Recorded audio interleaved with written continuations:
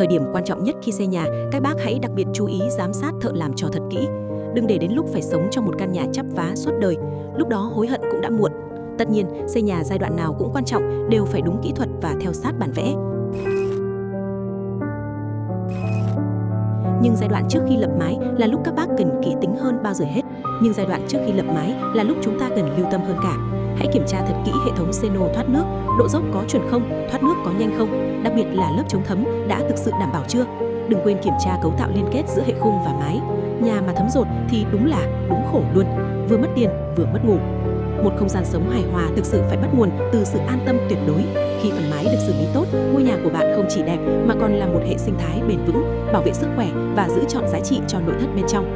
Nhà đẹp LP luôn cập nhật công nghệ mới, tối ưu mọi giải pháp để ngôi nhà của bạn không chỉ là nơi để ở mà là nơi để tận hưởng. Hãy để LP cùng bạn xây dựng sự bền vững ngay hôm nay.